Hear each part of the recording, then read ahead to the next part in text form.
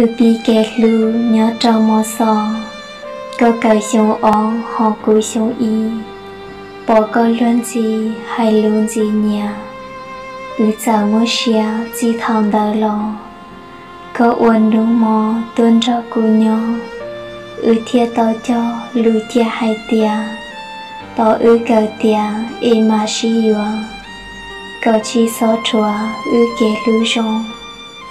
Chỉ bế chơi xong lo trâu tỏ cá.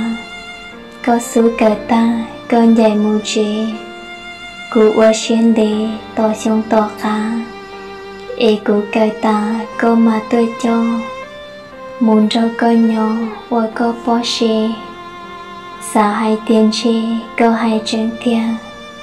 Chính do trả tia trả có yếu đa. Rồng lưu xuyên cha toàn rồng lưu tia. Yuan gai kia đem bay ba ca. Lo ua cơ nhà li tê lù. Khó chênh tia cú yếu trùa ua lua. Có tư mù mua ý tu luồng gông. Ua nữ nhỏ trâu bề nê lưu rong. Nữ lưu chế lo tư sáng có tu. Có tướng ba mùng yếu nữ lo lờ. Thâu nó linh đờ ta ua trâu cú.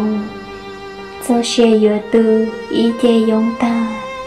Xã tìa yếu đa chỉ có là hay. Có thia lì hay gì trâu cú tìa.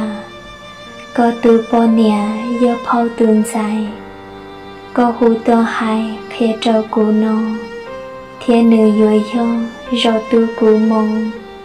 Cú bó tư rong lo có tha mông. Đời có thia cú chế ta lì nô. Chỉ bảo yếu hay lo tư thia yếu.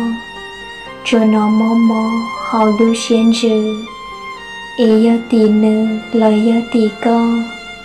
Và cha cú hò yếu tù cơ chỉ yếu. Giờ cú yếu qua thia thọ có lòng. Vì yếu cơ nó mù sọc lão lờ. Yếu trong đề cờ yếu tiệt chỉ yếu. Cơ thia sư mua cú nó chọc lúa. Bông lưu cô mua lo tông đầu ly. Cú thia mà ly ua tàu ý xia.